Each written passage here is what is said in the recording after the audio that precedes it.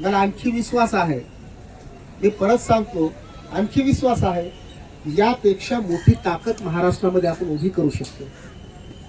यापेक्षा मोठ्या ताकदीचं दर्शन आम्ही महाराष्ट्राला देऊ शकतो, कारण तेवढी ताकद या मांगांची आहे.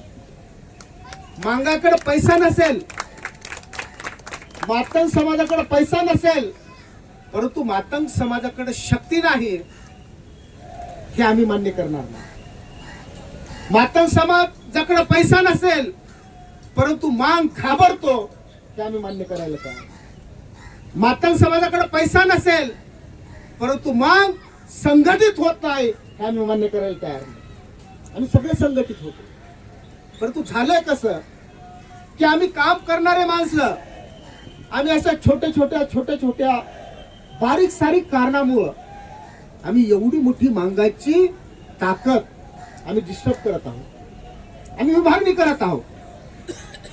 कालपासून धुपे साहेब असतील, मुखेडकर साहेब असतील, हे सगळ्यांचे एक तळमळ चाललेली आहे की हे जे विघटन झालेलं आहे ते विघटन आपल्याला न्याय मिळवून देऊ शकणार नाही.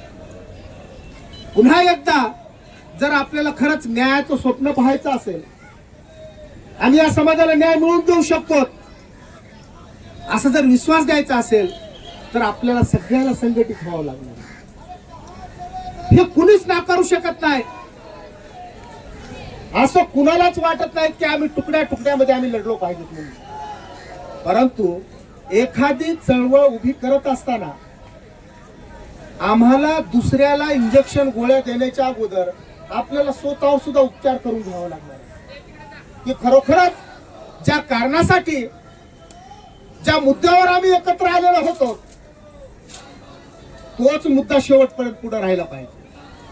आमच्याकडे काय झालं, त्याच्यातून अशी काही मंडळी पुढे आले की आरक्षण वर्गीकरण आडून स्वतःचे काही मनसुबे पूर्ण करण्यासाठी त्या ठिकाणी काम करत असल्याचा संशय आम्हाला आला. आम्ही त्या विचारावर असा डायरेक्ट आरोप करत नाहीत की त्यांनी कम्प्लिटली ही चळवळ स्वतःच्या लाभासाठी या ठिकाणी वापरली असं आम्हाला खात्री नाही, पण आम्हाला संशय आहे की यातील काही लोकांनी या चळवळीचं वाटोळ केलं. ही चळवळ जर चळवळच राहिली असती तर कदाचित या दुबळ्या अडाणी समाजाचा आणखी विश्वास वाढला असता की नाही खरोखरच ज्या गाव खेड्यातून मी आलेलो होतो तर तिथं मी असं चित्र बघितलं की माझे सगळे नेते मंडळी एका रांगेमध्ये उभे आहेत, आमचं स्वागत करतायत, आम्हाला सेवा देत आहेत. स्टेजवर चढण्यासाठी कुणीही धडपडत नाही, मंत्र्याच्या समोर कुणी पुढं करत नाही, मंत्र्याकडे कुणी फाईल घेऊन जात नाही. तर ते आलेला जो कुणी आमदार असेल त्या ठिकाणचा मातंग समाजचा लोकप्रतिनिधी आहे तो आझाद मैदानाच्या गेटवर त्या ठिकाणी हात जोडून उभा होता. हेच आमदार खासदार जे आमचे प्रतिनिधी असतात त्यांच्या मुलीच्या लग्नामध्ये गेटवर उभे असतात सर स्वागतासाठी. आणि इथं जेव्हा समाज येतो त्यावेळेस हे स्टेजवर जाऊन त्या ठिकाणी कशा पद्धतीचं चित्र तयार करतात हे आपण आपल्या डोळ्यानं बघितलेलं आहे.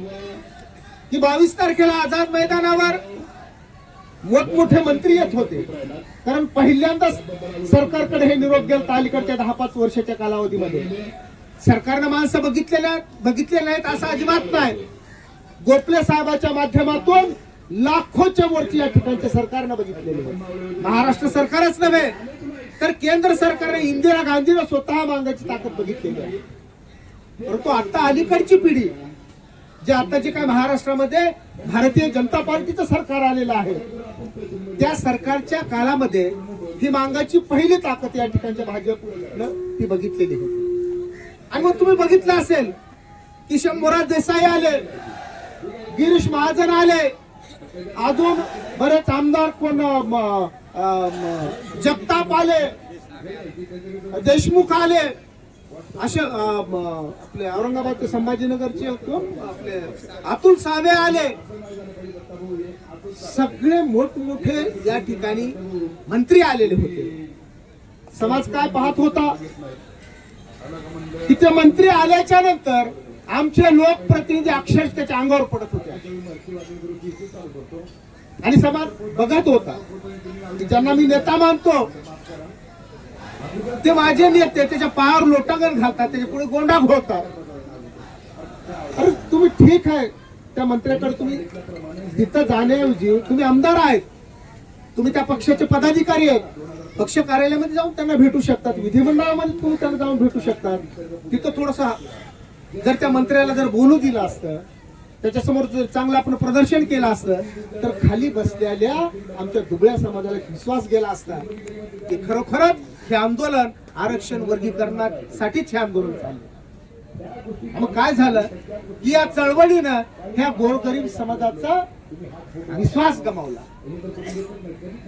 या गोरगरीब समाजाला वाटलं की हे लोक आम्हाला जे आझाद मैदानावर घेऊन जातात तर ते माझ्या प्रश्नासाठी घेऊन जात नाहीत, तर त्यांना ह्या आंदोलनाच्या माध्यमातून स्वतःची सेटिंग लावायची असते असा संशय त्यांच्या मनामध्ये निर्माण झाला.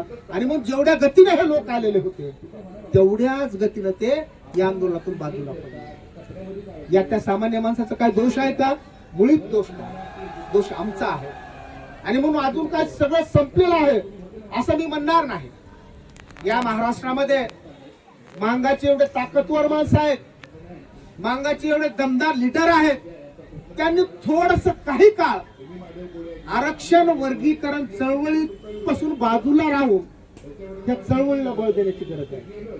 आम्ही मराठा आंदोलन बघितले तर आम्ही ज्या मराठवाड्यामध्ये या आंदोलनाची युद्धभूमी आहे, आंतरवाली सराटी नावाचं गाव आहे, एकटा त्या ठिकाणी मराठा लीडर बसलेला असतो आणि तिथला मंत्री असेल, खासदार असेल, मुख्यमंत्री असेल, तो खाली असतो. कोण होत तिथं स्टेजवर? एकही कुणी आमदार नाही, खासदार नाही, काहीच नाही. लढणारे कार्यकर्ते आणि समाज आणि सगळे पूर्ण मराठा लीडर सगळे बाजूला होते. आमच्याकडे असं झालंय, एखाद्या आमदाराने एखाद्या आंदोलनाला 50,000 रुपये दिले, लाख रुपये दिले, मंडप घालून दिला की त्यालाच नेता मानावं लागतं. आणि त्याचं जर ऐकलं तर ठीक, नाही ऐकलं की बघून घ्या तुमचं. ही अशी जी काही या समाजामधली जी परिस्थिती आहे त्यामुळं चळवळ बी मोठी होत नाही आणि आमच्यातला कोणता नेताही मोठा होत नाही. बळबळी आमदारकी मिळते, नगरपालिका मिळते, जिल्हा परिषद मिळते आणि पाठीमागा समाज नसल्यामुळं दुसऱ्या वर्षी हाकलून देतात की नाही तुला तिकीट नाही म्हणून. मागच्या वेळेस आम्ही बघितले की बऱ्याच स्टँडिंग नगरसेवकाला, जिल्हा परिषदेच्या मेंबरला, आमदाराला तिकीट दिलेली नाही स्टँडिंग लोकांना. काय कारण होतं? कारण ह्याला तिकीट जरी नाही दिलं तरी ह्याच्या समाजाला राग येत नाही. ही अवस्था आहे आणि म्हणून समाजही मोठा होत नाही आणि तो नेताही मोठा होत नाही. आणि म्हणून आरक्षण वर्गीकरणाची जी चळवळ आहे ती वाढण्याऐवजी ती कमी कमी कमी कमी कमी होत चालली. मग अशा परिस्थितीमध्ये तुमची माझी जबाबदारी काय असली पाहिजे? कार्यकर्त्यांची जबाबदारी काय असली पाहिजे? कुणी आमदार मदत करतो म्हणूनच चळवळी चालल्या पाहिजेत आणि त्यांची मदत बंद झाली की चळवळी थांबल्या पाहिजेत, हे होता कामा नये. मग 50 लोकांनी का होईना तुम्ही आझाद मैदानावर आला पाहिजे, 100 लोकांनी का होईना तुम्ही नागपूरला गेलं पाहिजे आणि त्या ठिकाणी निवेदन दिलं पाहिजे. त्यांना प्रश्न पडला पाहिजे की ह्यांची मदत बंद झालेली आहे, ह्यांची रसद थांबवलेली आहे, तरी सुद्धा समाज थांबायला तयार नाही. आणि ज्या दिवशी समाजाचे हे लक्षात येईल की आमदारा खासदारावर ही चळवळ चाललेली नाही, तर ही चळवळ खऱ्या अर्थानं आमच्या प्रत्येकाच्या खिशातल्या 500, 200, 400 रुपये चळवळ चाललेली आहे. आणि दोस्तो आपल्याला ती तयारी करावी लागते.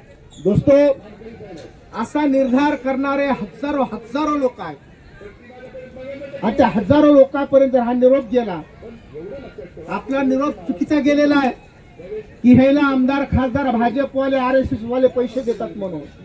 कारण आता फेसबुकवर व्हॉट्सअपवर जर बघितलं तर आपले लेकरं रील खेळायले, तर रील अशा वेगवेगळ्या कोणत्या त्या नवरा बायकाच्या भांडणाच्या अशा वेगळ्या विनोद मजाकचे सगळं चाललेलं आहे.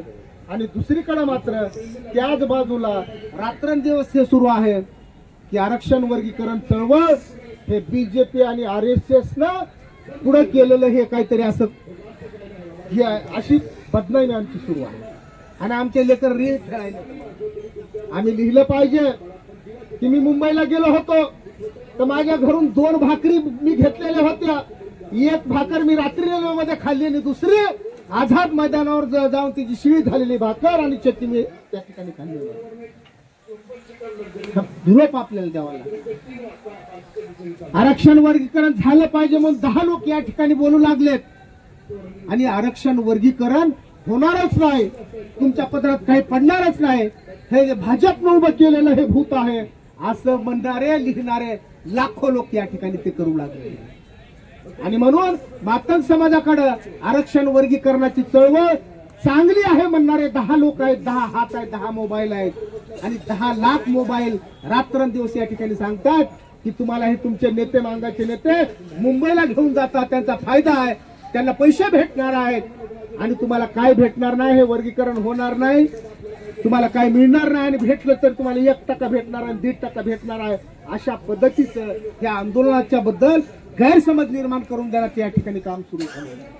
आणि म्हणून हे हाणून पाडण्यासाठी तुम्हाला सुद्धा तुमच्या रील्स काही वेळ थांबावं लागणार आहेत आणि तुम्हाला सांगावं लागणार आहे की मला 2% जरी भेटलं तरी मी समाधानी आहे, मला 3% जरी भेटलं तरी मी समाधानी आहे, तुला पोट दुखून घेऊ नको म्हणून हे सांगण्याची गरज आहे. आणि मी तुम्हाला दाव्यानं सांगतो, आता जे काय 13% रिझर्वेशन आहे त्या 13% रिझर्वेशन पैकी आम्हाला 0.2 भेटतंय, अर्धा टक्का सुद्धा भेटत नाही. 0.2 रिझर्वेशनची संधी आम्हाला मिळते, 1% सुद्धा मिळत नाही.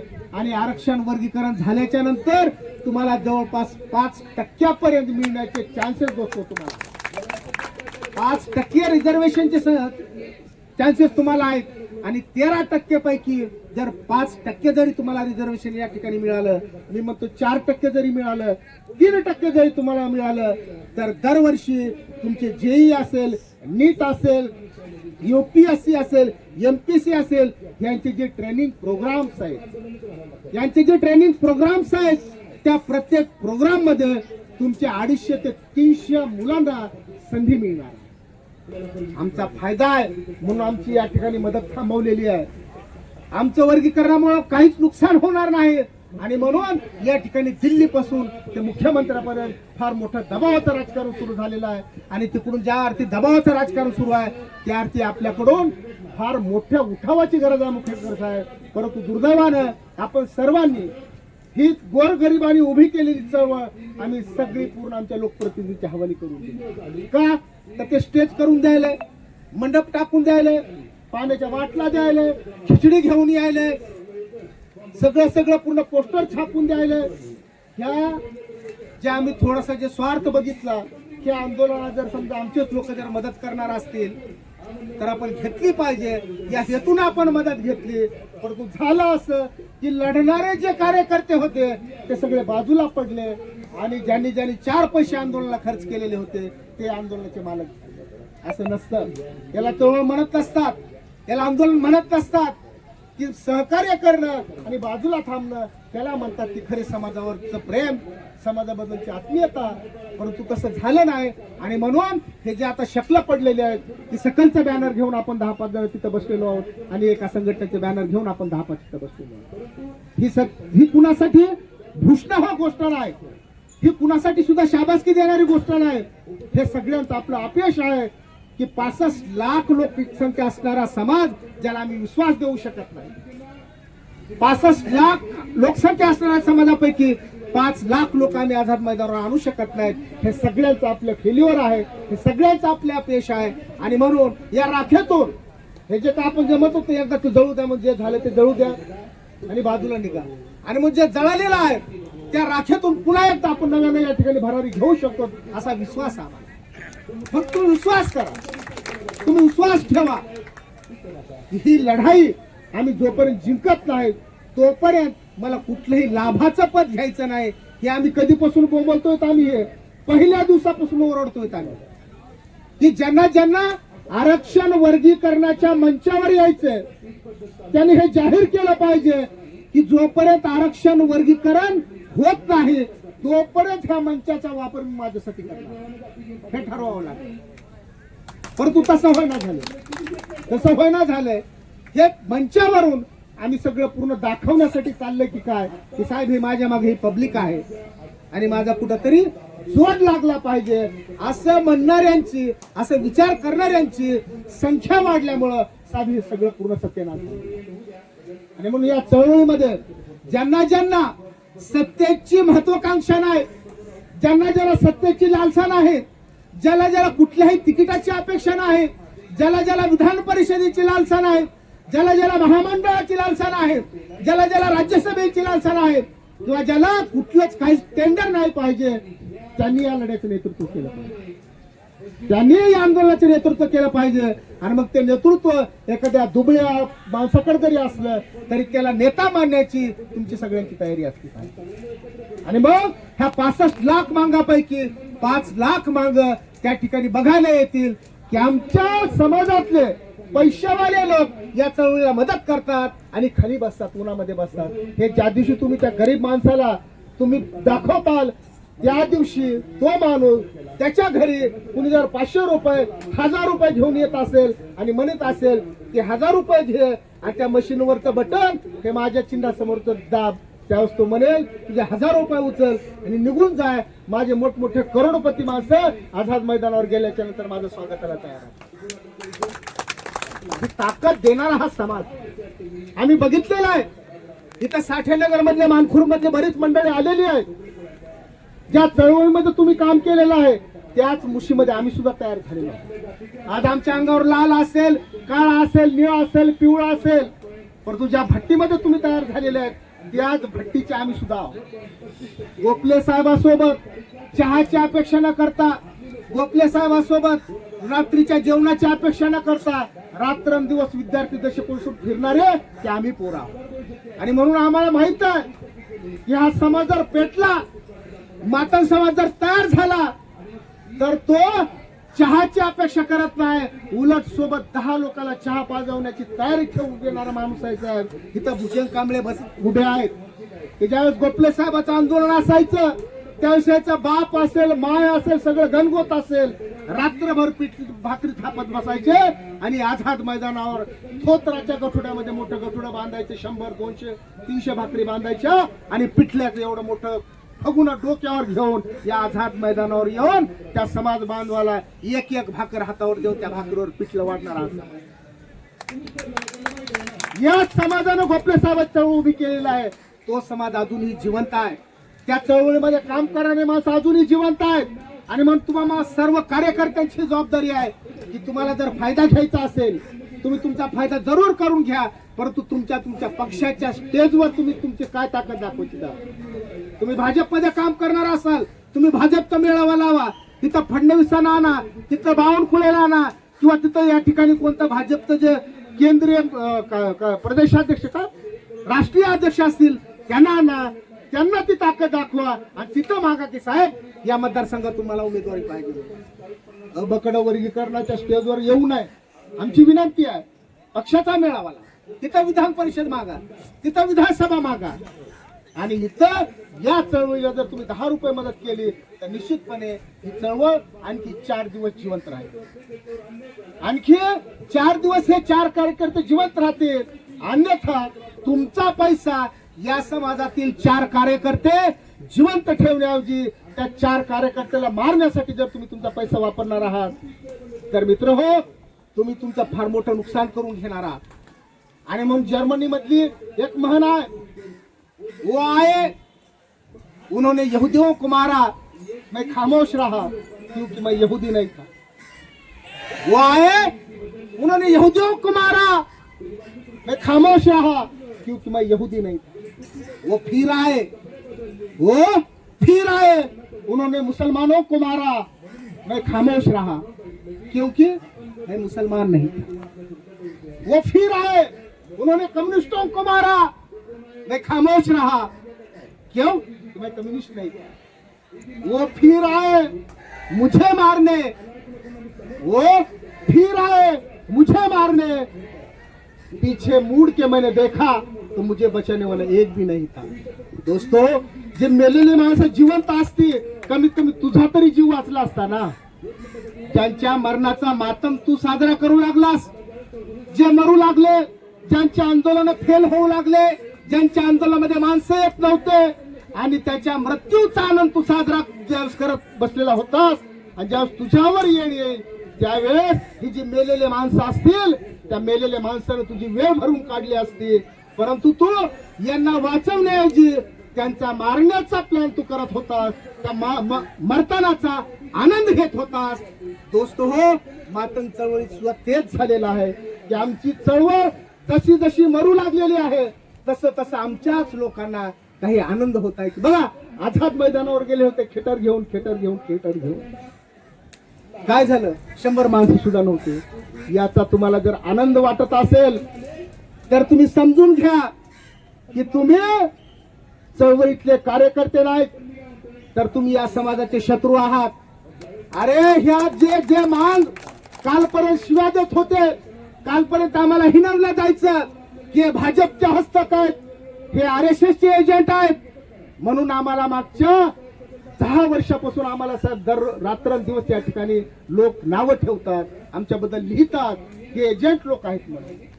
आणि जेव्हा आम्ही हातामध्ये बूट घेऊन आलो की तुला आरक्षण वर्गीकरणाची काय अडचण आहे, तेव्हा बूट हातात घेऊन येण्याच्या ऐवजी जर तुम्ही या आंदोलनाला जर त्याचा जर आनंद मानणार असाल तर तुम्ही कुणाच्या भरोशावर जिंकणार आहात, तुम्ही कुणाच्या भरोशावर जिंकणार आहात आणि तुम्ही कधी जिंकणार आहात, कुणाच्या भरोशावर जिंकणार आहात आणि कधी जिंकणार आहात. आज एक एक एक एक विभागाची नोकर भरती सुरू आहे, 70,000 पदांची भरती सुरू आहे, पोलीस खात्यामध्ये जवळपास 16,000 पदांची भरती या ठिकाणी सुरू आहे. आणि तुम्हाला राग येण्याऐवजी, तुम्हाला संताप चढण्याऐवजी ही 70,000ची भरती झाली, हे 15-16,000 पोलिसांची भरती जर होत असेल आणि त्याच्यामध्ये जर माझे 50 पोरं जर लागणार नसेल तर ह्याची तुला चीड आली पाहिजे, संताप आला पाहिजे. अरे आज लाल सेनेचा 25 फेब्रुवारीला मोर्चा झालेला आहे, खेटर मोर्चा झालेला आहे, अधिवेशन अजून सुरूच आहे, अधिवेशन अजून सुरूच आहे. तुम्ही या अधिवेशनाच्या काळामध्ये ज्यांना ज्यांना वाटतं की आरक्षण वर्गीकरण झालं पाहिजे, ही आताची जी नोकर भरती सुरू आहे त्या नोकर भरतीला स्थगिती मिळाली पाहिजे, असं ज्याला ज्याला वाटतंय त्यांनी हे लाल सेनेला सोडून द्या, कोणते झेंडे हातात घेऊन यायचं ते या. आम्ही इतकेच माणसं नाही, यापेक्षा दुप्पट माणसं आम्ही पुढच्या आंदोलनामध्ये घेऊन येतो. तुम्ही 8 दिवसाला जरी आंदोलन लावलं तरी आमची निघण्याची तयारी आहे. आम्ही स्टेजवर येणार नाहीत, आम्ही भाषण करणार नाहीत, आम्ही तुमच्या शिष्टमंडळामध्ये बी येणार नाहीत, परंतु 200 माणसं का होईना हे आझाद मैदानावर घेऊन येण्याची लाल सेनेची जबाबदारी असेल. बॅनर कोणताही लावा, मला काय संबंध नाही त्या बॅनर. परंतु हे अधिवेशन ब्लँक जाऊ देऊ नका. हे अधिवेशन जितक्या दिवस चालू आहे तितक्या दिवस दररोज आझाद मैदानावर या.